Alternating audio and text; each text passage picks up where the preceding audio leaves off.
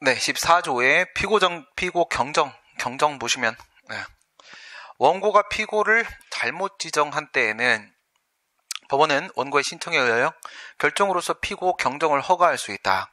이렇게 되어 있는데, 허가 결정이 있어야 됩니다. 소송 절차에 대한 문제이기 때문에 허가를 하는 것은 뭐가 되는 거겠어요? 허가를 하는 건 판결이 아니라 소송 절차에 대한 문제니까, 결정. 피고 경정 결정이 있어야 되는 겁니다. 별도의 허가 결정이 있어야 된다.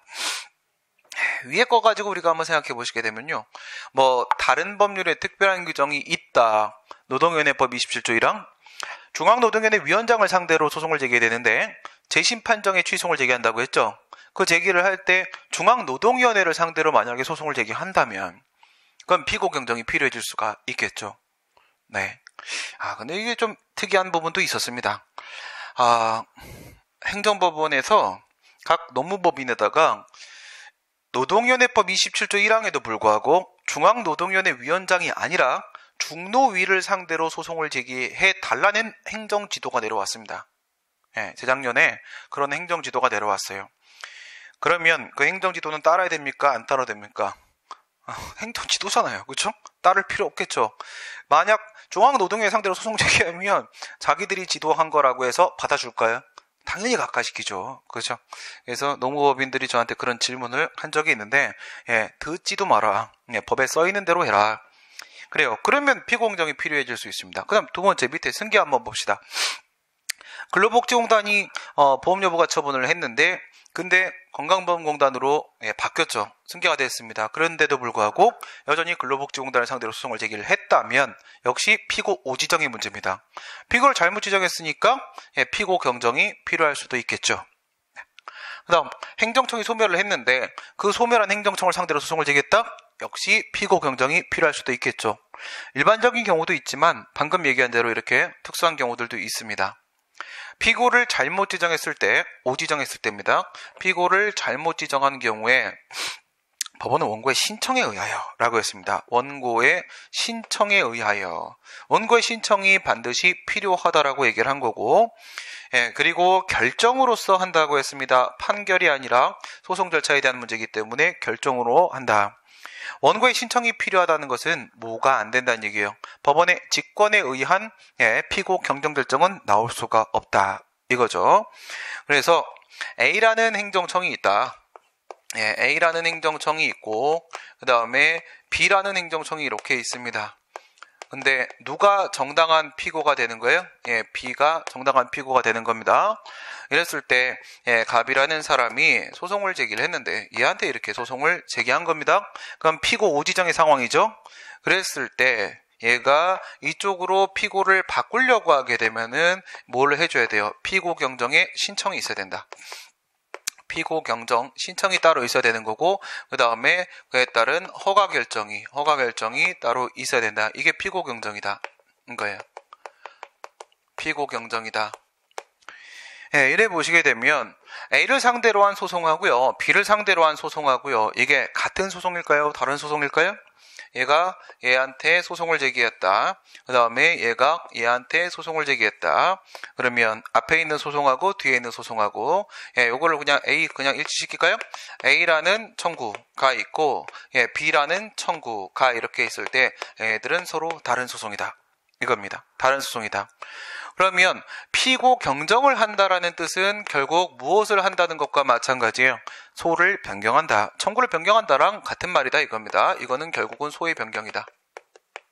소의 변경이다. 이렇게 보셔야 되고요. 소의 변경은 뭐 플러스 뭐가 소의 변경이에요? 소의 변경이라는 것은 구소 취하 플러스 신소 제기입니다. 신소 제기. 구소가 바로 A를 상대로 하는 소송이죠. 이게 A 청구가 되는 것이고 얘가 B 행정청을 상대로 하는 소송, 이게 B 청구가 이렇게 되는 겁니다. 그러면 구소 취하 부분에서 취하에서 뭘 느낀다? 소 종료를 느낀다. 그죠? 여기서 소가 종료된다. 소가 종료가 되고 그 다음 신소 제기, 이거는 소가 개시된다. 이 얘기죠. 소가 새로 시작이 된다. 소 종료하고 소 개시, 처분권주의 내용이죠. 처분권주의입니다. 처분권주의는 당사자주의에는 처분권주의하고 변론주의 두 가지가 포함되죠. 예, 처분권주의는 절차에 대한 문제가 되는 것이고 처분권주의가 적용되는 것은 첫 번째 소개시, 그 다음 두 번째 소송물, 그리고 세 번째 소종료, 이렇게 세 가지의 처분권주의가 적용이 된다 이렇게 얘기하는데, 여기에 소종료 하나가 있고요, 소종료 그 다음 한 개만 포함돼도 되는데 두 개 다 포함되죠. 소개시 있고요, 소개시 이렇게 되어 있으니까 처분권주의가 적용된다는 얘기고요. 처분권주의가 적용되면은 원고의 처분, 원고의 결정이 반드시 있어야 되는 것이고, 따라서 이런 경우에는요, 법원의 직권에 의한 결정이라는 것은, 법원의 직권 결정이라는 것은 존재할 수가 없다. 직권 개입이 안 된다 이겁니다. 그래서 원고의 신청이 있어야 된다라고 얘기한 건데, 그에 관한 설명들이 뒤에서 다시 쭉 나오게 될 겁니다. 이 항 보시게 되면 법원은 이랑 규정에 의한 결정의 정본을 새로운 피고에게 송달을 해줘야 된다. 이 피고 경정에 대한 허가 결정이 나오면요, 허가 결정이 이렇게 나오게 되면 이제 소는요, 이 소가 뭐예요? 이게 A 청구죠. A 청구, 이게 구소입니다. 구소가 되는 거고, B 청구 이렇게 신소가 되는 것이죠. 그럼 이렇게 바뀌는 거죠. 이렇게 바뀌는 거면 이 비행정청 같은 경우에는 원래 소송의 피고가 아니었는데 깜짝 놀랄 거 아니겠습니까? 왜 갑자기 나한테 이렇게 될 거니까 당연히 B한테 그 사실을 알려줘야 되겠죠. 피고 경정 결정을 하게 되면은, 허가 결정을 내릴 때는 피고에게 그 허가 결정의 정본을 송달을 해주고 이제부터 소송을 준비해라 라고 얘기를 해주는 건 당연한 문제가 되겠습니다. 1항의 규정에 의한 신청을 각하하는 결정을 할 때 여기서 기각 이렇게 문제가 나오죠. 기각이 아닙니다. 기각이 아니다. 이유는 이거는 실체의 문제가 아니라 얘는 절차 문제이기 때문에 그런 겁니다. 절차 문제는 언제나 허가와 각하입니다. 허가와 각하 결정을 할 때는 즉시 항고를 할 수가 있다. 그렇죠? 판결은 항소를 제기하게 되는 것이고요. 결정이라고 했으니까 결정에 대해서는 즉시 항고할 수 있도록 허용을 하고 있습니다.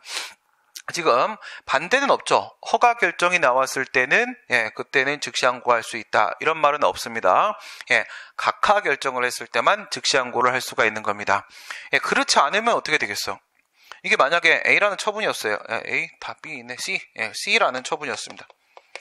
C라는 처분이었는데 만약에 즉시 항고를 허용하지 않는다라고 하게 되면 이쪽에 대한 소송을 새로 제기해야 되는 상황이 오잖아요. 그렇죠?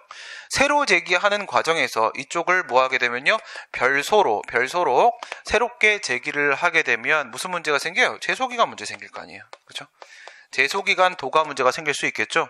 이거 소송 처음에 제기할 때 90일 안에 이 C처분에 대해서 90일 안에 제기했는데 이게 89일이었어요. 89일이었습니다. 그리고 나서 여기서 신청을 한 게 만약에 90일 차였다. 잘못 제기했네? 그래서 만약에 여기서 각하 결정, 허가가 아니라 각하 결정 나온 게 이게 만약에 91일 차다. 안 받아줘? 그러면 나 좋아. 이 C처분에 나 불복할 거야. 그러면서 비행정청을 상대로 소송을 다시 제기하면요, 이미 90일을 넘어갔잖아요. 끝난 거죠. 그러니까 즉시 항고할 수 있는 기회를 보장을 하는 겁니다. 그럼 여기서 하나의 의문을 하나 가져야 되겠죠. 그러면 여기서 피고 경정을 허가하는 결정이 나오게 되면 그럼 얘가 이거 신청했을 때 요때를 기준으로 하는 거냐. 이렇게 되면 90일 되네. 이거 91일. 최악의 상황 만들면 92일. 요거를 딱 90일 맞췄다. 이렇게 한번 생각해 봐요. 신청한 시점을 기준으로 해서 정당한 피고에 대한 소송으로 인정을 해주게 되면은 역시 제소기간은 도가 될 수밖에 없잖아요. 그죠? 그게 지금 사항에 있습니다. 사항을 보시면 1항 규정에 의한 결정이 있을 때 1항 규정, 허가 결정이 있으면 허가 결정이 있는 때에는 새로운 피고, 비행정청에 대한 피고는 처음에 소를 제기한 때 제기된 것으로 본다라고 했으니까 무엇을 인정하고 있다? 소급표를 인정을 하고 있다는 겁니다. 소급표를. 그러니까 이 소송이 90일 딱 제기를 했습니다. 맞춰갖고 제기를 했어요. 그 다음에 신청이 91일 차, 허가 결정이 92일 차에 나왔다고 하더라도 이 비행정청에 대한 신소는 며칠에 제기된 거야? 신소도 역시 90일에 제기된 게 맞는 거죠. 90일에 제기된 게 맞는 거니까 이것도 적법한 소송으로 인정이 될 수가 있습니다. 이 얘기 왜 하는 거예요? 소변경이니까요. 소변경이라고 하게 되면 이 친구는 반드시 적법할 필요는 없지만 이 친구는 반드시 그 소송이 적법해야 됩니다. 적법할 것을 요하게 되죠. 적법해야 된단 말이에요. 그러니까 새로 소송을 제기하는 게 허용이 돼야지 소변경도 허용이 될 수가 있는 겁니다. 이게 적법해야 되는데 이 소송을 만약에 92일 차에 소송 제기된 것으로 인정을 해버리면 부적법돼 버리니까 소변경이 인정될 수가 없어지는 겁니다. 그래서 뭐를 인정하는 거야? 소급표를 인정을 한다 이겁니다. 소급표를. 이거는 취소 소송에 무엇이 존재하기 때문인 것이다? 제소기간이라는 게 특이하게 존재하기 때문인 것이다. 민사소송에는 제소기간이 없죠. 우리 쪽에는 제소기간이 있습니다. 한 걸음 더 들어가 보세요. 그럼 민사소송에도 소변경이라는 게 있겠죠. 그럼 그쪽에 소변경에도 소급표라는 게 있겠습니까? 그쪽엔 소급표라는 게 없습니다. 왜? 제소기한 제한이 없으니까요. 자유로이 소변경이 가능할 수가 있는 겁니다. 우리 쪽에는 제소기간이 존재하기 때문에 소급표 규정이 별도로 있는 겁니다. 특례 규정이 따로 있다. 이건 아주 중요한 부분이죠. 이와 같은 소급표를 인정하는 특례 규정이 따로 마련되어 있다. 그러면 사망하고 사항하고 연결해서 생각해 볼 수 있겠죠. 사망하고 사항하고.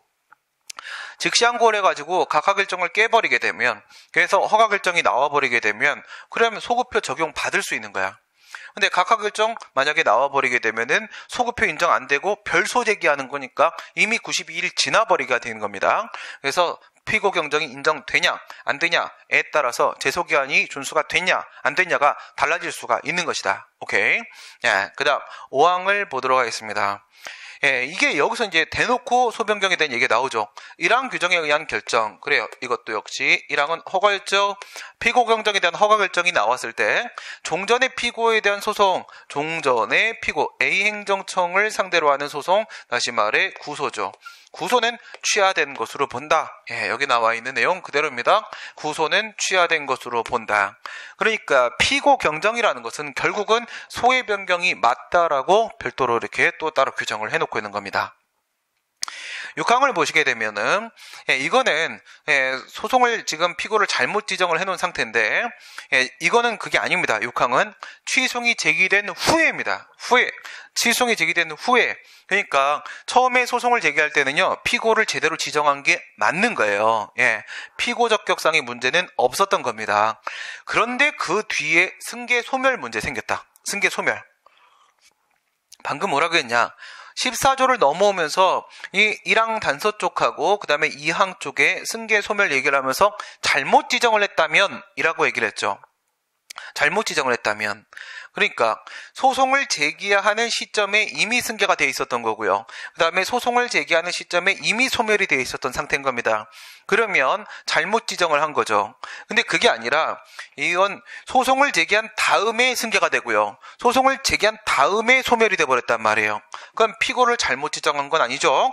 1항 단서에 있는 상황, 승계 상황이 발생을 했고 그 다음에 2항에 있는 상황, 소멸 상황이 발생을 했다. 그런데도 불구하고 종전 피고를 상대로 계속 싸울 필요는 없겠죠. 이때 생긴 때에는 법원은 당사자의 신청 또는 직권 들어갔네요. 직권에 의하여 피고를 경정하는 결정을 내리게 된다.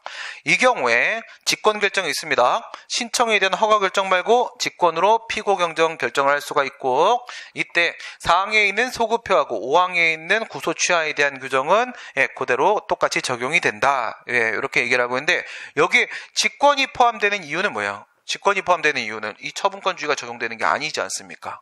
처분권주의가 적용되는 게 아닌 겁니다. 그렇죠? 제 같은 경우에는 소송 도중에 바꿔주는 것이기 때문에 하나의 소송을 깨고 새로운 소송을 제기하는 구소취하 신소제기에 소변경 문제가 아니기 때문에 여긴 직권 포함되어 있는 거 조심하세요. 직권. 소송 도중에 소멸, 승계 소멸 발생하면 그때는 직권 결정이 가능하다. 여기까지 비교하면 상당히 난도 있는 문제도 여러분들이 방어하실 수 있을 겁니다. 그 다음입니다. 지금 여기까지 하면 이제 대상적격, 원고적격, 방금 전에 협의소익, 그리고 지금 피고적격했죠. 이제는 행정심판 전치주의로 들어가도록 하겠습니다. 행정소송법 제18조로 가보도록 하겠습니다. 행정소송법 제18조입니다.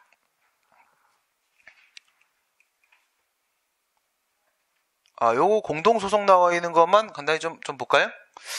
네, 공동소송은 따로 설명을 하지 않도록 하겠습니다. 그래서 여기 나와 있는 것만 좀 봐보도록 할게요. 방금 13조의 피고적 격하고요. 14조의 피고 경정에 대한 이야기를 했는데 15조 간단히 좀 보겠습니다. 15조입니다. 공동소송이라는 건 뭘 말하는 거예요? 원고하고 피고하고 한 명이 아니라는 겁니다. 소송 당사자가 2명이 아니라 3명 이상이라는 뜻이죠.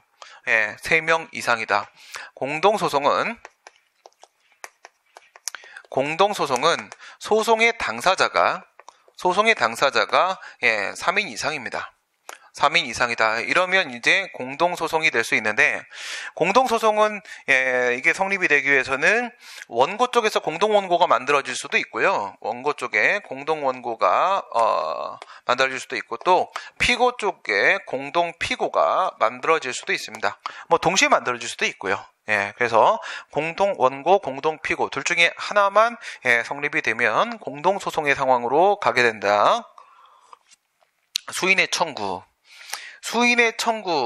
청구가 공동원고죠. 수인의 청구. 여러 사람이 소송을 제기한 겁니다. 공동원고. 이런 상황이, 또는 수인에 대한 청구, 피고가 여러 사람이라는 뜻입니다. 공동피고. 처분 등의 취소 청구와 관련되는 청구인 경우에 하나요.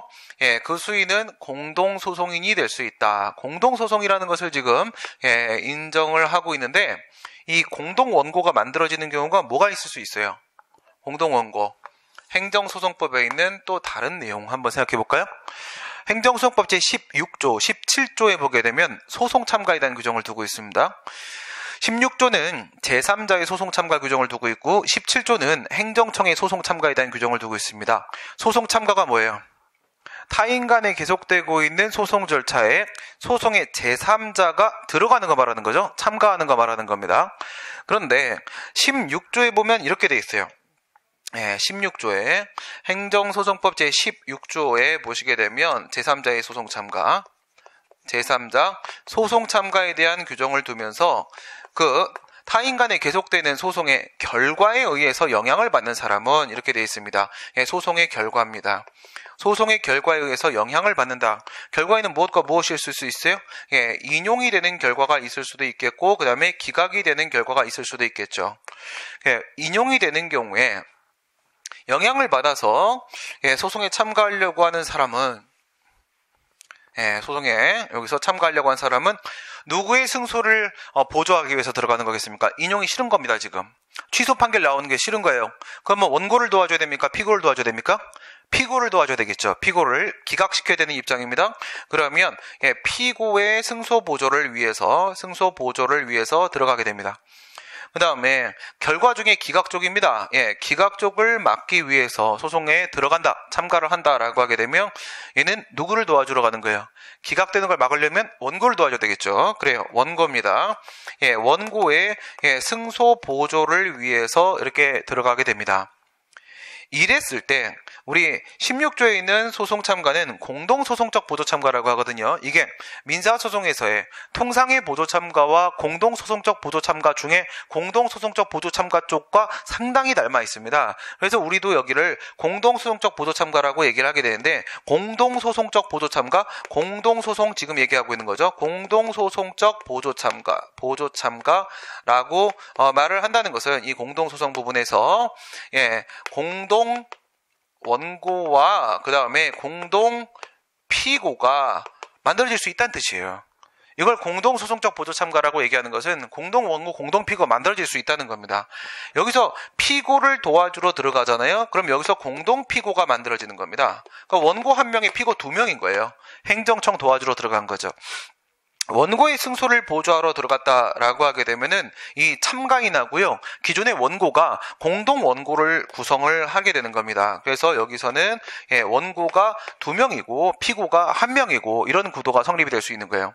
그럼 16조에 있는 이 제3자 소송 참가, 여기에는 수인의 청구 만들어낼 수 있습니까? 만들 수 있죠. 공동원고 나올 수 있잖아. 그쵸?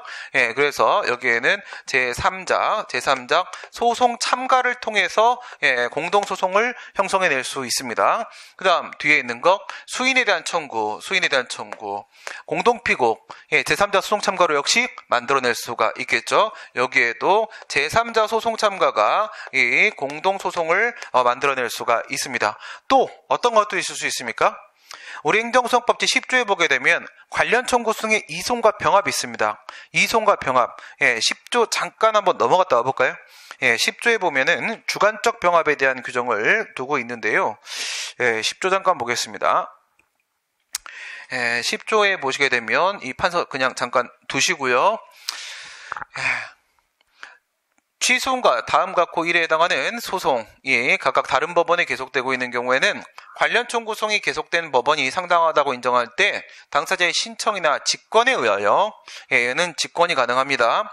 소개시, 소종료가 포함되지 않습니다. 소변경이 아닙니다. 이를 취소송이 계속된 법원으로 이송을 할 수 있다. 잘 안 보이죠? 그 다음에 2항 한번 보시게 되면 취소송은 사실심 변론 종결시까지 관련 청구소송을 병합하거나 이 부분 들어가죠. 이 부분. 뭐 들어갔어요? 피고 외의자를 상대로 하는 관련 청구소송을 병합할 수 있다라고 되어 있습니다. 피고 외의자를 상대로 하는 관련 청구소송을 병합할 수 있다. 그 얘기는 주관적 병합이 가능하다. 이겁니다. 주관적 병합이 가능하다. 그러니까 피고가 2명으로 늘어날 수 있는 겁니다. 병합을 하고 보니까 피고가 2명으로 늘어날 수 있다. 이거를 다시 15조로 가져와 보세요. 이거를 그대로 15조로 끌고 들어와 보시게 되면 이런 결론이 나올 수 있겠죠. 이 수인에 대한 청구입니다. 수인에 대한 청구 이 부분이 관련 청구소송의 이송과 병합, 주관적 병합, 병합 역시도 공동피고를 만들어낼 수 있는 겁니다. 얘는 16조, 얘도 16조, 얘는 10조 이렇게 되는 거예요. 이거는 다른 개별 조항에 따라서 인정되는 공동소송들이고요. 이거 말고도 얘네들 말고도 그 외에도 존재할 수 있다는 게 15조입니다. 얘네들 말고도 공동소송이 행정소송에 존재할 수 있다는 근거를 마련해 놓은 게 그게 바로 15조가 되는 것이다. 네, 요래 보시면 되겠고요. 지금 소송 참가에 대한 이야기 있는데 뒤에서 다시 한번 다루겠습니다. 지나가는 길에 18조에는 행정심판 전취주의 가는 길에 잠깐 확인을 해보시기 바랍니다. 16조 1항에 있는 부분만 보도록 하겠습니다.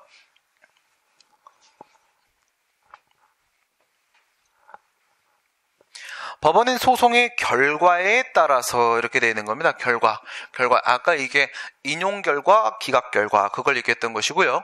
권리 또는 이익의 침해를 받을 제3자가 있는 경우에 권리나 이익의 침해를 왜 받는 거죠? 그 판결의 결과에 따라서 권리나 침해를 왜 받게 되는 걸까? 판결의 효력 때문에 받게 되는 것이죠. 판결의 효력 때문에 영향을 받는 제3자가 있다 이겁니다. 근데 권리나 이익이라고 했으니까 그 영향은 법률 관계에 영향을 줘야 되는 겁니다. 법률상 이해관계에 있는 제3자가 참가할 수 있는 거고 당사자 또는 제3자의 신청 들어가는 사람 직권에 의한 결정 여기는 직권이 가능합니다. 소개시, 소종료라는 부분이 포함이 안 되어 있기 때문에 처분권주의 적용되는 케이스가 아니고요. 제3자를 소송에 참가시킬 수 있다라고 되어 있습니다. 역시 결정입니다. 소송 절차에 대한 문제니까 결정으로서 내리게 되겠죠. 다시 원래대로 18조로 가보도록 합니다.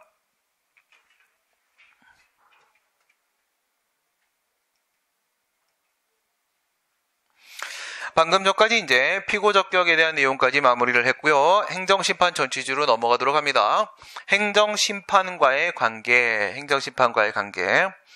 1항 보시면 취소승은 법령의 규정에 의하여 당해 처분에 대한 행정심판을 제기할 수 있는 경우에도 여기서 법령의 규정에 의하여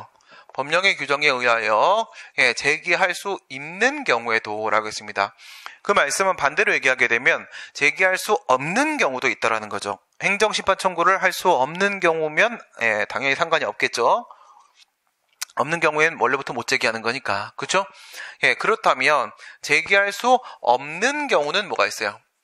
제기할 수 없는 경우는 산업재해보상보험법 산재법, 산업재해보상보험법 103조 5항이 있습니다. 5항. 예, 주로 문제가 되는 부분이 바로 103조 5항인데 산업재해보상보험법에 따르게 되면 103조 5항에서 뭐라고 했냐? 예, 행정심판법에 따른 심판 청구는 할 수 없다라는 제한 규정을 두고 있습니다. 그렇죠? 예, 산재법이나 아까 산업재해보상보험법, 그 다음에 고용보험법, 고용법이나 여기에 보면은 이런 내용들이 있어요. 두 가지가 이제 주되게 문제로 출제가 되는 분쟁 상황이 되는 것인데요. 첫 번째, 보험료를 부과할 수도 있겠죠. 그죠? 아까 같은 보험료 부과가 있을 수 있습니다. 산재보험료, 고용보험료 이런 문제 생길 수 있겠죠. 그 다음 두 번째 모두 있을 수 있겠습니까? 내가 보험급여를 달라고 장애급여를 달라고 청구했습니다. 청구를 했는데 그에 대해서 불승인 결정, 거부 처분이 나올 수도 있습니다. 거부 처분. 그래서 보험급여에 대한 부지급 결정이 나올 수도 있습니다. 부지급 결정, 거부 처분입니다. 거부 처분. 부지급 결정이 나올 수도 있고 또 이런 경우도 있을 수 있습니다. 보험급여에 대한 지급 결정을 내렸어요. 지급 결정은 법적 성질이 뭐예요? 지급 결정. 보험급여 대상자를 결정해 주는 겁니다. 그러니까 이쪽에서는 나는 돈을 받을 권리가 있다라고 주장할 것이고요. 그 다음에 저쪽에서는 너는 돈을 받을 권리가 없다라고 해서 서로 다툼이 있는 법률관계입니다. 그러니까 이 부분에 대해서 지급 결정을 내린다는 것은 그것은 공적으로 확인하는 행위, 준법률 행위적 행위에서 확인이 되는 겁니다. 확인. 그럼 위에 있는 보험료 부과는요? 보험료 부과는 보험료 납부하라고 하는 거죠. 금전급부 부과처분이니까 금전급부 하명처분이 되는 거죠. 하명처분. 또 하나의 분쟁 상황이 발생할 수 있는데 보험급여 지급 결정을 한 다음에 근데 너무 많이 줬다라고 하면서 징수 결정을 할 수도 있습니다. 1,000만 원 주고 나서 500 내놔 이럴 수도 있습니다. 그래서 보험급여 부분에 대한 부당이득 지급 결정. 너가 지금 근로자한테 부당이득을 취하고 있으니까 일부 내놔라. 그래서 징수 결정을 내릴 수도 있습니다. 그럼 징수 결정 이거는 법적 성질이 뭐가 돼요? 돈 내놓으라고 하는 거죠. 결국 돈 내놓으라고 하는 거니까 위에 있는 보험료 돈 내놓으라고 하는 거하고 차이가 없습니다. 이 징수 결정, 부과 결정 얘도 역시 금전급부 하명 처분이 됩니다. 그러니까 이런 부분에 대해서 근로자가 이제 불복을 하게 될 거 아니겠습니까? 그랬을 때 말입니다. 그랬을 때 근로복지공단한테 불복을 제기하는 경우가 하나가 있을 수 있는데 그런 걸 우리가 심사청구라고 합니다. 심사청구.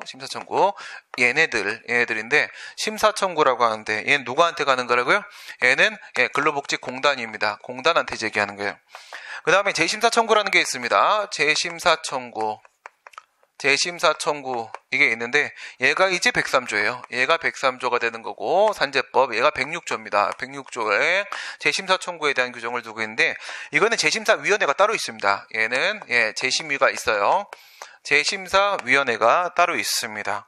여기다 제기하고 나서 그 다음에 이제 소송으로 넘어가게 되는 거죠. 이렇게 됐을 때 1, 2, 3, 4 먼저 생각을 해보시고요. 1, 2, 3, 4 이렇게 들어가시게 되면 심사 청구를 거치고 그리고 나서 재심사 청구를 거치고 그 다음 소송을 제기하는 거 과연 가능하겠습니까?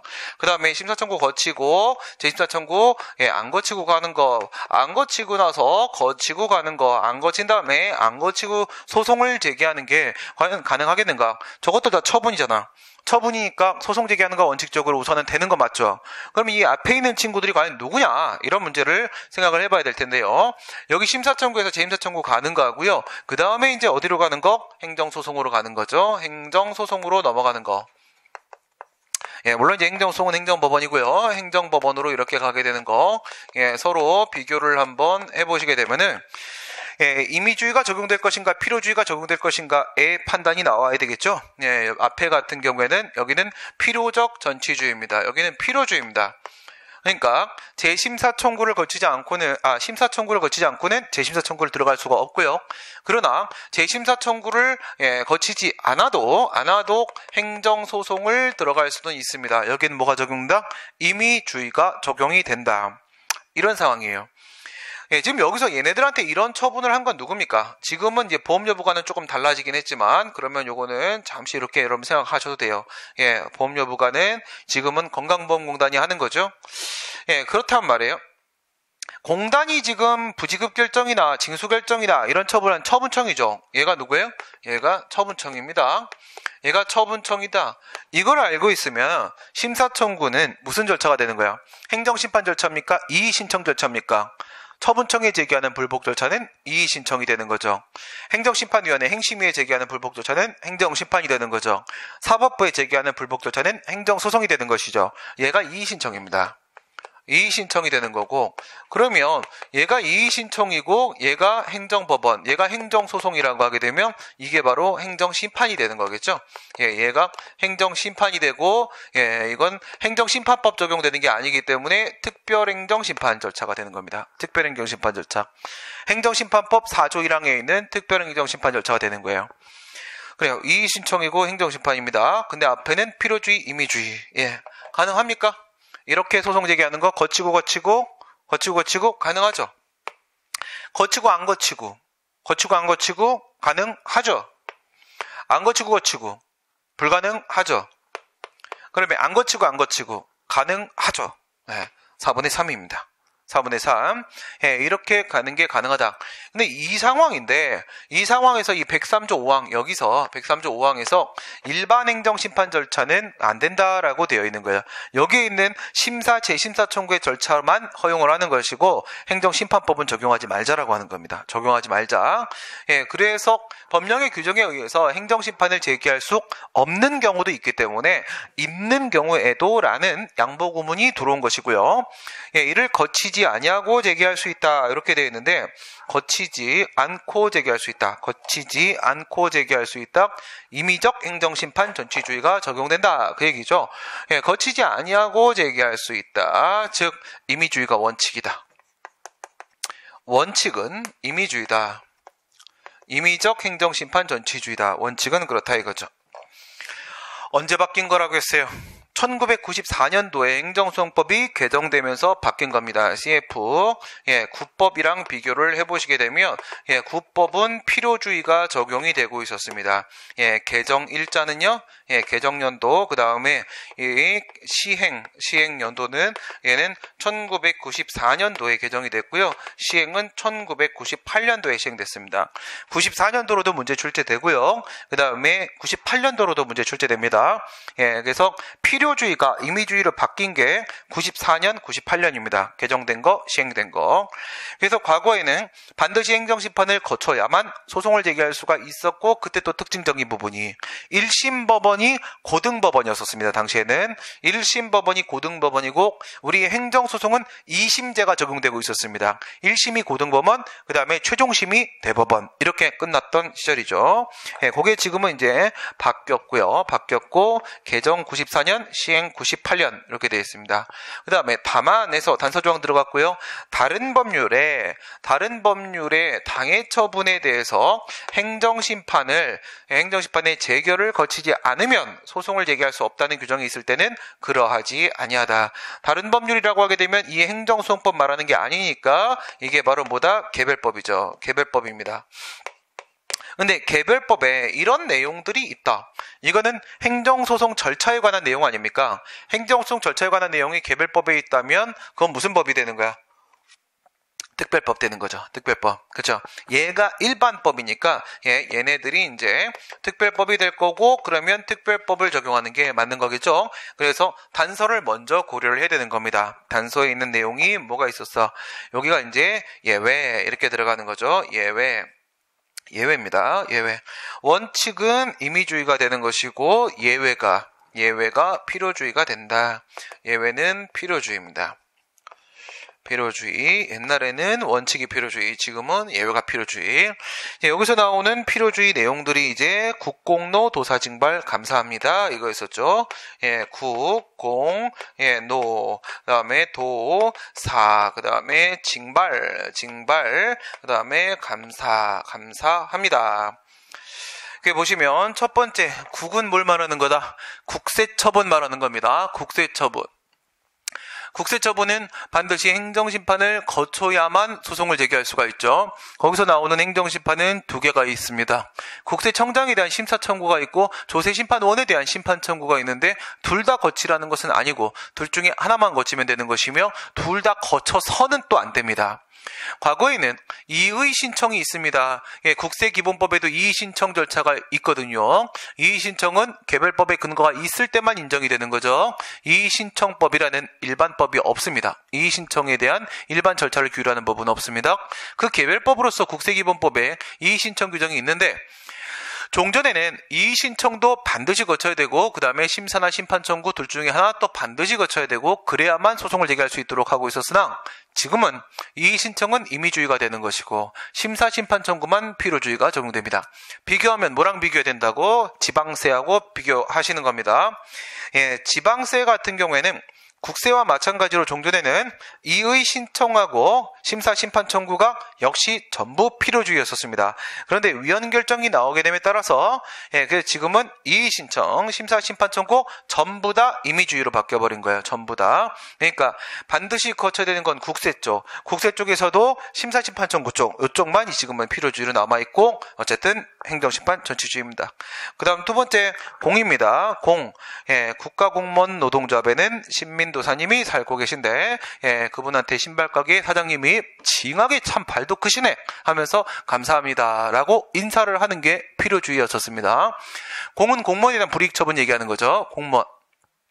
공무원에 대한 불이익 처분은 국가공무원 쪽도 마찬가지고 지방공무원 쪽도 마찬가지고 둘 다 마찬가지입니다. 국가공무원은 국가공무원법 16조 1항에 지방공무원은 지방공무원법 20조의 2에 이와 같은 필요적 전심 절차에 대한 규정을 두고 있습니다. 그 다음에 노는 우리 앞에서 봤던 대로 중앙노동위원회의 재심 판정에 대한 소송만 허용이 되는 것이라고 했습니다. 그걸 뭐라 불러요? 재결주의라고 부르죠. 재결주의. 행정심판의 재결에 대해서만 소송을 제기할 수 있다는 것은 행정소송을 제기하기 전에 반드시 행정심판의 재결을 거쳐야 한다라고 밖에는 볼 수가 없겠죠. 논리필연적 귀결입니다. 재결주의는 필요주의로 연결될 수밖에 없다. 반대로 필요주의라고 해서 반드시 재결주의라고 말을 할 수는 없겠지만 재결주의면 반드시 필요주의라고 말을 할 수가 있겠죠. 그래서 여기도 필요주의가 적용이 됩니다. 그 다음 노동위원회입니다. 도로교통법입니다. 도로교통법상 처분, 운전면허 정지처분, 운전면허 취소처분 이런 것들 말하는 것이고 얘네들 같은 경우에도 도로교통법 142조에 이거는 일반 행정심판 절차를 거쳐야 되는 겁니다. 일반 행정심판 절차. 비교를 한번 해보세요. 1번입니다. 1번 국세 같은 경우에는 심사 심판 청구라는 특별행정심판 절차가 있죠. 공무원에 대해서 소청심사라는 특별행정심판 절차가 있죠. 노동위원회, 지방노동위원회 처분에 대해서는요, 중앙노동위원회 재심이라는 특별행정심판 절차가 있는데 도로교통법상 처분에 대한 행정심판은 일반 행정심판입니다. 이거는 그냥 행정심판법 적용시키는 일반 행정심판 절차를 거쳐서 소송을 제기해야 되는 것이고 그 다음에 간혹 나오는 것들이 사징발감사입니다. 사징발감사. 이거는 가뭄에 콩나듯 나오는 것들인데 첫 번째 사는 사용료 징수입니다. 사용료 등의 징수입니다. 사용료 등의 징수. 이거는 지방자치법 140조에 저와 같은 규정이 있습니다. 사용료 징수 등에 대해서 처분이죠. 금전급부 하명입니다.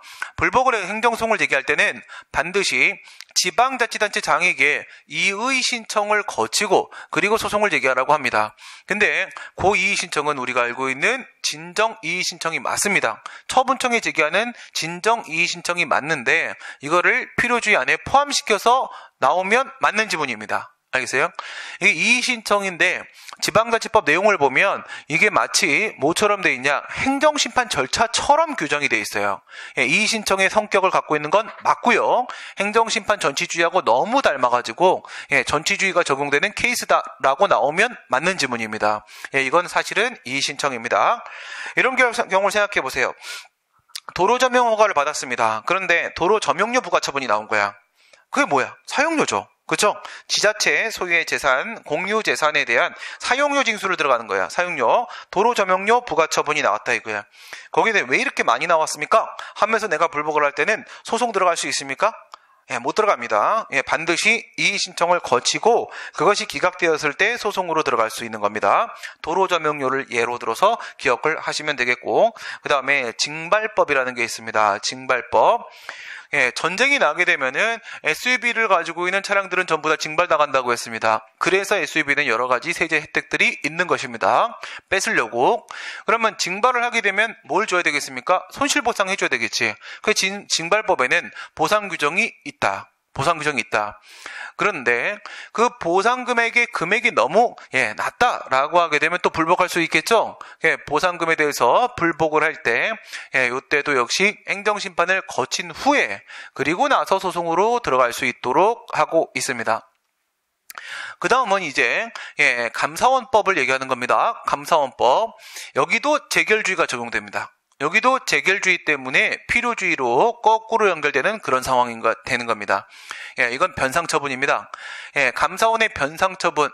공무원은 4가지의 책임을 진다라고 했죠. 외부관계에서는 형사책임, 민사책임을 지게 되고 내부관계에서는 징계책임, 변상책임을 지게 되는데 국가배상법 2조 2항에 있는 구상책임도 변상책임의 일종이라고 했습니다. 자신의 사용자인 국가나 지방자치단체에게 일정한 손해를 발생시켰을 때 그 잘못을 한 공무원이 그 돈을 전부하는 거예요. 채워 넣는 겁니다. 변상책임, 변상금 부과 판정이 나왔을 때 그에 대해서는요 반드시 감사원에 변상 판정에 대한 심사 청구를 제기하고 그리고 나서 그 재심사 나와서 재심 판정에 대해서만 소송을 제기할 수 있어서 여기도 뭐가 적용된다? 재결주의가 적용된다. 그래서 필요주의가 적용된다라고 보는 게 국공노 도사징발 감사합니다. 재결주의 케이스는 노동위원회 그리고 감사원 이거 2개입니다. 노동위원회, 감사원. 됐고요. 그러면 1항 단서에 따르게 되면 하고 들어갔죠. 1항 단서입니다. 1항 단서는 뭘 얘기하는 거야? 임의주의야, 필요주의야? 얘는 필요주의 얘기하는 거죠. 필요주의. 행정심판 재결을 반드시 거쳐야지만 행정심판의 청구만 거치는 게 아닙니다. 행정심판의 재결을 거쳐야지만 소송을 제기할 수 있는 케이스. 다음 같고 1에 해당하는 사유가 있는 때에는 행정심판의 재결을 거치지 아니하고 뭐라고 돼 있다? 재결을 거치지 아니하고 이렇게 돼 있습니다. 재결을 거치지 아니하고 취송을 제기할 수 있다. 이렇게 돼 있고 그 다음 사망을 보시게 되면은 사망에 보면 1항 단서의 경우에 필요주의가 적용되는 경우인데 다음 각호에 해당하는 경우에는 행정심판 재기함이 없이 이런 재기함이 없이 2개가 있습니다. 재결을 거치지 않는 게 있고 청구가 필요가 없는 게 있고 이렇게 있습니다. 그래서 우리가 이렇게 구분을 했었죠. 행정소송법 18조 18조 1항 본문이 있고요. 본문이 있고요. 그 다음에 단서가 있고요. 단서가 있고요. 그 다음에 2항이 있고요. 그 다음에 3항이 있고요. 이렇게 되어 있습니다. 그래서 얘가 이제 예외 사유죠. 예외 사유가 이렇게 있는데 얘 같은 경우에 뭐예요? 얘는 임의주의죠. 임의주의 상황이 있을 수 있고 그 다음에 얘는요 필요주의죠. 필요주의 상황이 있을 수 있는데 행정심판의 청구가 필요한가? 그 다음에 행정심판의 재결까지 필요한가? 이렇게 비교를 해보시면 얘는 청구도 필요 없고 재결도 필요 없고 얘는 청구가 필요하고 얘는 재결이 필요하고 얘는 청구는 필요하지만 재결은 필요 없는데 청구도 필요 없고 재결이 필요 없고 이렇게 들어가서 결국은 X가 X로 온 겁니다. 그렇죠? X가 이렇게 다 필요 없다 해서 결국은 다 필요 없다까지 이렇게 커졌다가 다시 작아졌다가 이렇게 가고 있습니다. XX가 55로 그 다음에 OX로 그 다음에 뭐래니? 맞죠? OX로 그 다음에 XX로 이렇게 순서대로 이렇게 정리를 먼저 해 놓으시고요. 지금은 이제 2항에 있는 예외 사유 OX 케이스입니다. OX 재결은 필요 없다 이렇게 들어가고 있는 거죠. 여기서 이제 나오는 게 우리 두 문자로 그냥 지금까지 다 뚫렸죠. 6회 부정 기간 변경 필요였었습니다. 여기서 나오는 게 6회 부정 그 다음에 기관 변경 필요 이렇게 있습니다. 기관 변경 필요 이렇게 있습니다. 6은요 우리 행정심판법 제 45조에 보시게 되면 뭐라고 되어 있냐면 60일이 지나면 60일까지 행정심판 재결을 처리하라고 되어 있습니다. 그 60일 얘기하는 거예요. 60일. 예.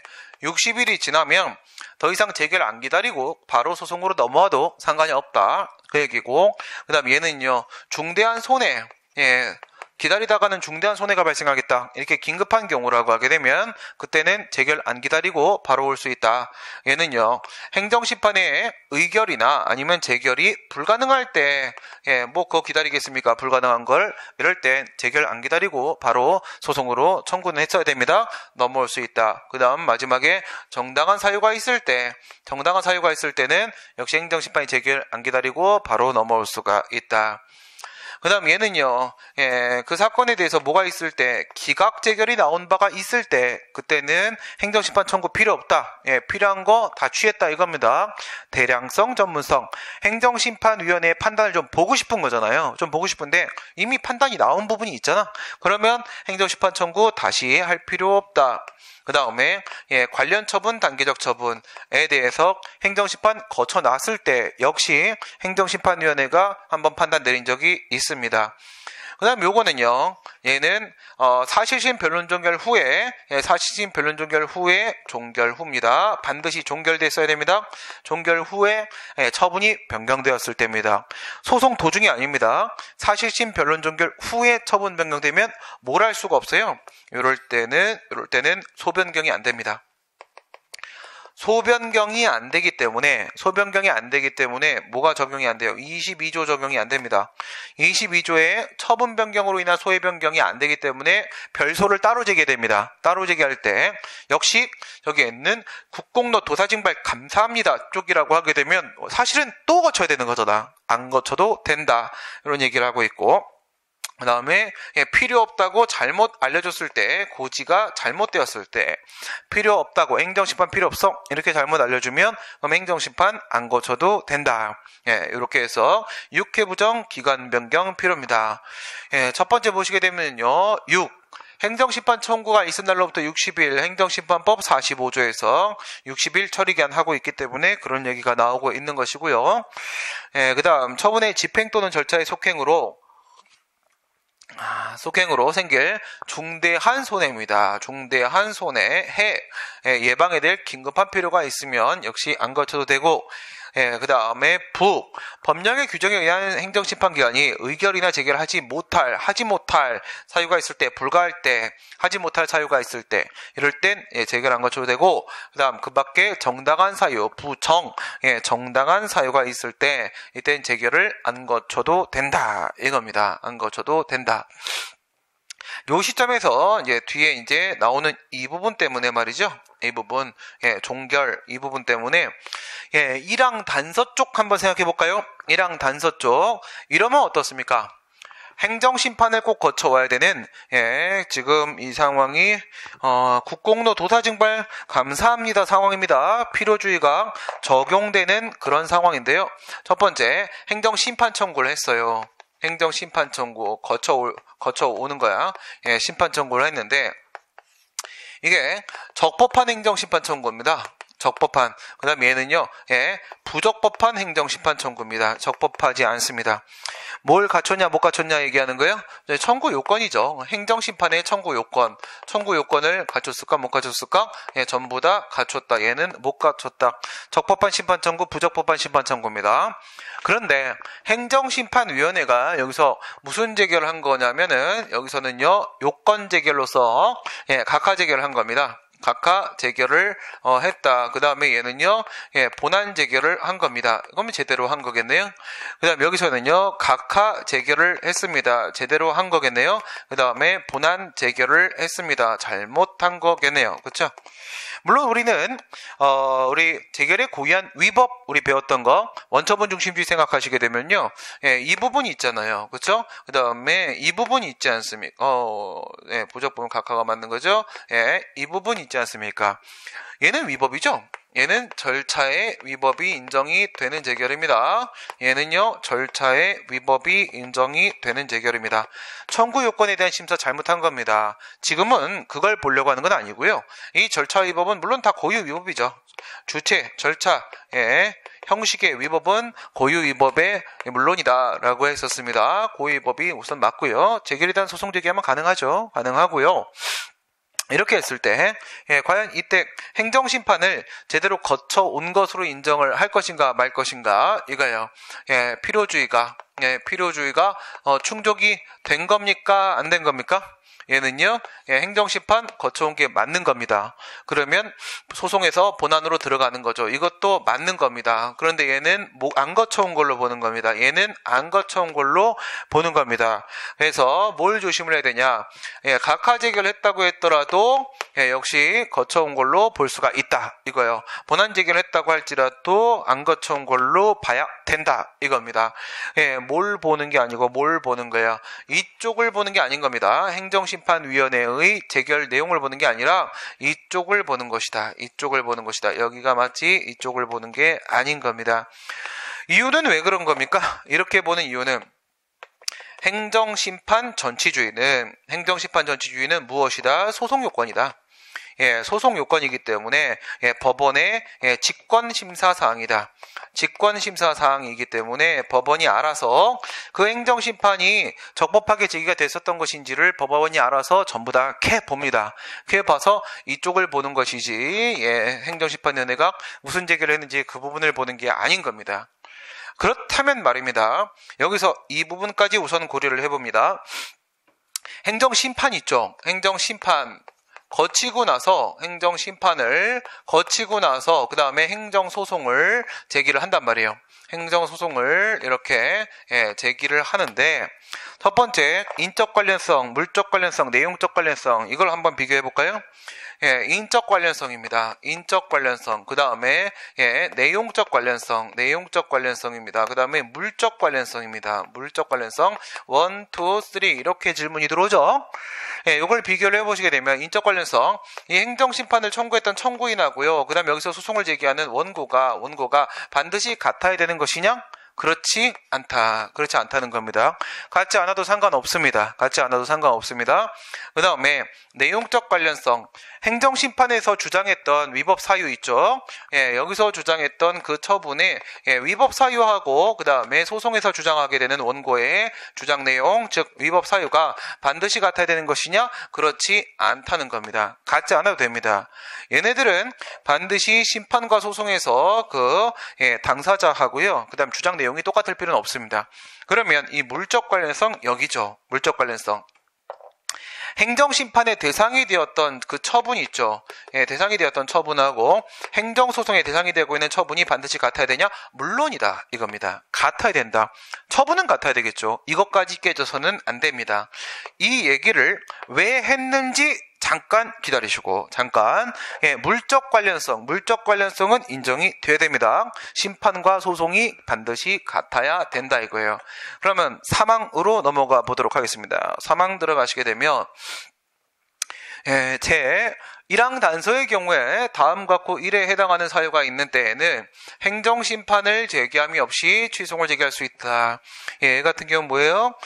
재결만 필요 없는 게 아니라 심판 청구 자체도 아예 필요가 없는 것이다. 지금 이런 상황이 된 거죠. 2항과 마찬가지입니다. 2항과 마찬가지로 1항 단서라고 했으니까 지금은 필요주의가 적용된다는 전제를 깔아놨습니다. 행정심판의 재결이 우선은 반드시 있어야 되는 국공로 도사증발 감사합니다의 상황이 되는 것이고요. 행정심판의 제기함이 없이다라고 했습니다. 재결이 아니죠. 2항에 있는 행정심판의 재결이 필요 없다가 아니라 제기 자체가 아예 필요가 없다. 그러면 여기서는요. 6개 부정 기관 변경 필요입니다. 기관 변경 필요. 동종 사건에 대해서 기각 재결이 나왔을 때, 기각 재결이 있을 때는 다시 심판 필요 없습니다. 서로 내용상 관련되는 처분이나 또는 같은 목적을 위해서 단계적으로 행해지는 처분 중에 어느 하나에 대해서 행정심판의 재결을 거친 경우에 예를 들어 가지고 이런 식으로 상황을 생각을 해보시면 되겠죠. 만약에 과세처분이 이렇게 있다 이겁니다. 과세처분이 있고 강제징수로 한번 들어가 보세요. 강제징수를 들어갔다. 그러면 독촉, 독촉, 그 다음에 압류, 공매, 공매, 그리고 청산은 물론 처분이 아니죠. 얘기했을 때 처분은요, 앞에 있는 과세처분 요거 처분 맞고요. 그 다음에 얘도 처분이고, 얘도 처분이고, 얘도 처분이고, 이렇게 될 거 아니겠습니까? 그러면 여기다가 이제 내가 뭘 거쳤냐면 여기다가 심사청구나 심판청구와 같이 행정심판이라고 쓸까 그냥 심사청구, 심판청구 둘 중에 하나 거쳤습니다. 행정심판 거쳤어요. 그리고 나서 뒤쪽에 얘네들한테 내가 소송을 제기하려고 하네. 얘네들한테 소송을 제기하려고 합니다. 셋 중에 하나. 이렇게 행정소송을 제기합니다. 행정소송을 제기를 합니다. 먼저 여기서 전제조건. 전제조건은 뭐냐면 이 과세처분, 물론 얘는 국세여야 합니다. 국세, 지방세 아니고요. 여기서부터 여기까지 있잖아요. 여기서부터 여기까지 앞에 있는 과세처분뿐만 아니라 뒤에 있는 강제징수 처분에 대해서도 역시 필요주의 그대로 적용 똑같이 됩니다.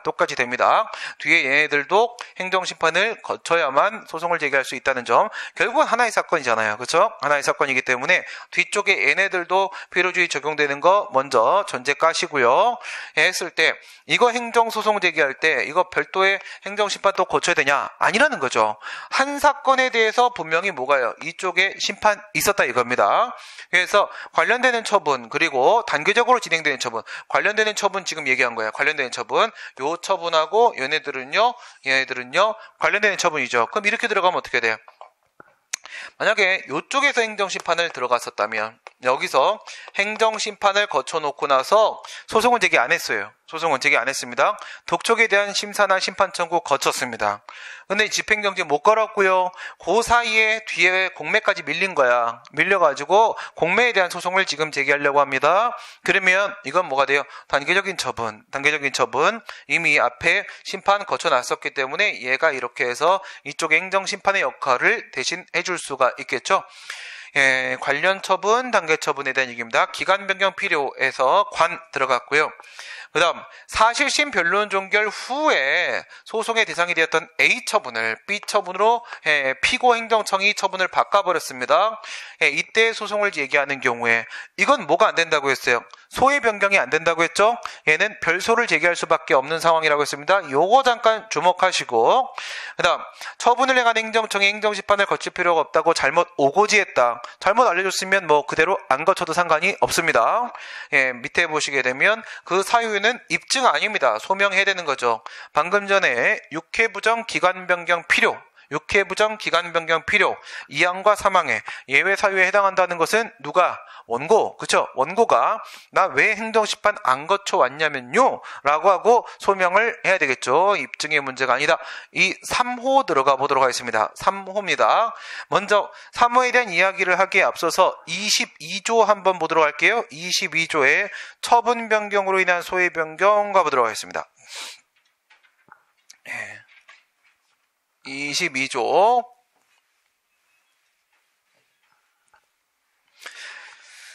우리 행정소송법에는 별도의 소변경에 대한 규정을 두고 있습니다. 소구표 등의 특례 규정이 따로 있기 때문에 민사소송법 외에도 우리 행정소송법에도 소외변경 규정이 따로 있는데 그게 21조, 22조입니다. 21조 나중에 지금 다시 할 거니까 법원은 취송을 당해 처분 등에 관계되는 사무가 기속되는 국가나 공공단체에 대한 당사자 소송, 뭐라고요? 취송을 당사소송으로, 취송 외의 항고성, 무효확인소송이나 부작위합판소송으로 변경하는 것이 상당하다고 인정할 때는 청구의 기초에 변경이 없는 한 사실심 변론 종결 시까지 원고의 신청에 의해서 결정으로서 소외 변경을 허가할 수 있다라고 되어 있는데 말이죠. 그렇다면은 취송이 구소, 그 다음에 당사자 소송, 무효확인소송, 부작위합판소송, 얘가 신소죠. 서로의 소의 종류 자체가 아예 바뀌었죠. 그래서 21조는 소의 종류의 변경입니다. 소의 종류의 변경. 그렇다면 22조 보시고요. 22조에는 법원은 행정청이 소송의 대상이 되는 처분을 소가 제기된 후에 소송 도중에 변경을 해버렸습니다. A 처분에 대한 소송을 제기했더니 B 처분을 바꿔버렸어요. 원고의 신청에 의하여 결정으로서 청구의 취지 또는 원인의 변경을 허가할 할 수 있다. 청구 취지가 바뀌면 소송이 바뀌는 겁니다. 근데 그 취지를 원인이 보충적으로 설명하는 경우도 있기 때문에 원인이 지금 같이 언급이 되고 있는데 이 얘기는 결국은 소의 변경을 한다 뜻입니다. 소의 변경을 한다. 이게 처분 변경은 소변경입니다. 근데 여기서 뭘 볼 거냐면은 지금 밑에 사망 한번 보세요. 사망. 이란 규정에 의해서 처분 변경으로 인한 소의 변경을 할 때 변경되는 청구는 18조 1항 단서 규정에 의한 요건을 갖춘 것으로 본다. 이랬습니다. 갖춘 것으로 본다. 변경되는 청구라고 했는데 이건 뭘 얘기하는 거예요? 신소 얘기하는 거죠. 근데 이 신소에 구소, 신소에 필요주의가 적용되는 케이스야. 필요주의가 적용되고 있는 상황입니다. 그랬을 때 이 요건은 갖춘 것으로 본다. 다시 말해서 다시 행정심판을 거쳐올 필요는 없다 이거예요. 이런 경우 한번 생각해 볼까요? 만약에 아까 그 과세처분 생각해 보세요. 나한테 1,000만 원의 과세처분이 나왔습니다. 1,000만 원의 과세처분에 대한 행정심판으로 국세청장의 심사 청구를 거쳤어요. 그리고 소송에 들어와 있습니다. 근데 소송 도중에 피고행정청이 500만 원으로 감액을 하네요. 그러면 1,000만 원 부가처분과 500만 원 부가처분은 같은 처분입니까? 다른 처분입니까? 처분의 동일성이 인정된다라고 말을 하기 위해서는 동일한 상대방이어야 되고 동일한 내용이어야 되고 동일한 사유에 기초해야 되는데 상대방은 똑같고 사유는 똑같지만 내용이 하나는 1,000만 원이고 하나는 500만 원이고 내용이 바뀌었죠. 처분 바뀌었습니다. A 처분이 B 처분으로 바뀌었습니다. 그래, 바뀌었습니다. 그러면 이렇게 바뀌었다라고 했을 때 역시 국세처분 아닙니까? 그러면 신소에 대해서 행정심판 거쳐야 되는 거 맞겠죠? 그럴 때 안 거쳐도 된다 이겁니다. 안 거쳐도 된다. 그래요. 근데 지금 이거는 뭐냐면 사실심 변론 종결 전에 소변경이 허용된 상태입니다. 그죠? 1심과 2심에서는 소변경이 가능할 수 있습니다. 근데 사실심 변론 종결 후에 상고심 3심에서 만약에 처분을 바꿔버리게 되면 그때는 소변경을 할 수가 없단 말이에요. 그때는 소변경이 안 되니까 따로 별소를 제기할 수밖에 없다는 겁니다. 그래서 지금 1심, 2심에서 처분 바뀌었는데 필요주의 적용되는 경우에는 소변경이 가능하니까 처분 변경으로 해서 소변경 22조 사망 처리할 수 있어요. 22조 사망 처리할 수 있습니다. 근데 지금 이게 안 되는 케이스가 바로 18조였었습니다. 이게 지금 안 되는 케이스가 아까 전에 뭐라고 했냐면 사실심 변론 종결 후라고 했으니까 여기에는 22조 적용을 할 수가 없는 상황입니다. 그래서 별도로 다시 소송을 제기한다는 거야. 소송을 다시 제기를 할 때 근데 이때도 뭐라고 했어? 행정심판 별도로 거칠 필요 없다고 했잖아. 22조 사망에서도 이미 거친 것으로 본다 라는 거 다시 안 거쳐도 된다 이거죠. 이거 행정심판 제기 안 해도 된다. 다시 안 거쳐도 된다는 얘기죠. 결국은 똑같이 보고 있는 거예요. 다만 1심과 2심 상황이라고 하게 되면 1심, 그 다음에 항소심 2심, 그 다음에 상고심 3심 이렇게 되면 얘는 사실심이라고 하죠. 사실심. 법률적 판단도 하고 법률심. 그 다음에 사실적 판단도 합니다. 사실 확정도 한다는 거지. 3심에서는 사실관계 조사 안 합니다. 여기서는 오직 법률적 판단만 한다. 얘는 법률심 이렇게 되는 거야. 이렇게 될 때 얘 같은 경우에는 이 사실심에서는 뭐가 가능하다. 여기서는 소의 변경이 가능하다는 거죠. 얘 같은 경우에는 소의 변경이 인정이 안 된단 말이에요. 인정이 안 된다. 그래서 지금 필요주의인데 예외 사유를 인정하려고 할 때 지금 여기서 말하고 있는 게 바로 행정소송법 18조 사망 3호죠. 18조 사망 3호입니다. 여기서 이제 예외를 인정한 거예요. 여기서 행정심판 다시 안 거쳐도 된다. 이렇게 말한 거고, 밑에 같은 경우에는요, 얘는 어디서 소의 변경이 되니까 얘는 22조 사망이죠. 22조 사망에서 행정심판 다시 안 거쳐도 된다 해서 예외를 이렇게 인정을 해놓고 있는 건데, 여기까지 우선 하시고, 요건 정리할 수 있겠죠? 1, 2심하고 3심하고 처분 바꾼 상황입니다. 그런데 말이에요. 지금 저쪽에서 뭐라고 했어요? 저쪽에서 인적 관련성, 내용적 관련성, 물적 관련성에서 물적 관련성 행정심판 전치주가 적용되고 행정심판을 제대로 거쳐왔다라고 말을 하려면 심판의 대상이 되는 처분하고 소송의 대상이 되는 처분하고 같아야 된다라고 했잖아요. 같아야 된다. 근데 지금 얘네들 다 뭐예요? 얘네들 다 처분 변경된 친구들 아닙니까? 그쵸? 얘네들 전부 다 처분 바뀐 친구들이에요. 바뀐 친구들입니다. 그러면 지금 있는 새로운 소송, 신소 있죠? 소변경을 해서 신소이든 아니면 별소를 제기해서 신소이든지 간에 지금 행정소송은요, 예, 행정심판하고요. 행정심판하고 그 다음에 예, 행정소송이 여기서 됐을까? 이렇게 행정소송이 이렇게 있는데 행정소송이 이렇게 있어요. 행정소송이 이렇게 있는데 요 행정소송이 말입니다. 예, 구소가 예, 신소로 이렇게 바뀌었고 그냥 둘 다 취소입니다. 지금 둘 다 취소인데 무슨 처분이 무슨 처분으로 바뀐 겁니까? 앞에 있었던 거는 원래 얘는 A 처분에 대한 소송이었고 예, 처분이 B 처분으로 이렇게 바뀐 거 아닙니까? 그죠? 예, 이게 신소가 소 변경을 한 상황이든 소 변경을 안 한 상황이든 신소인 건 매한가지인 거고 이 행정심판은 뭐에 대한 거예요? 이건 A 처분에 대한 거잖아요. 그렇죠? 처음에 구소 제기했을 때 존재했던 행정심판입니다.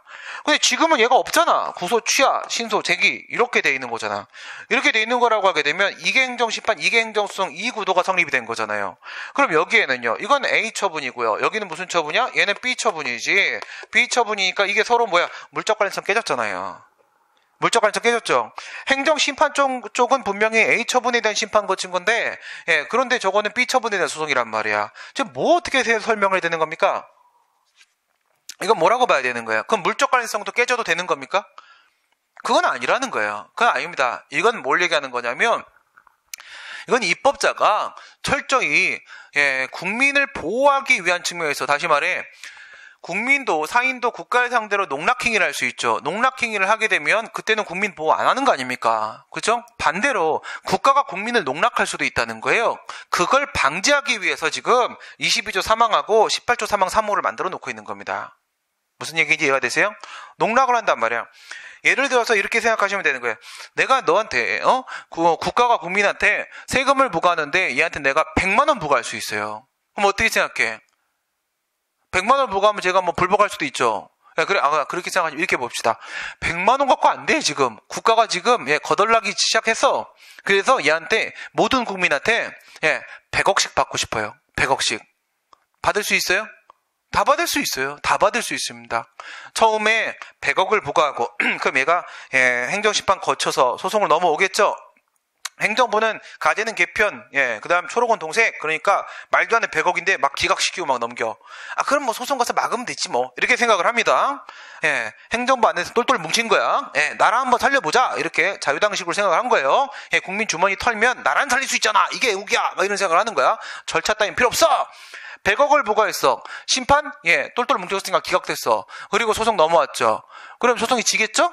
예, 질 텐데 거기서 예, 그거를 예, 뭐로 바꾸면 돼요? 99억 9,999만 9,999원으로 딱 바꿔. 그럼 처분 바뀌었잖아요.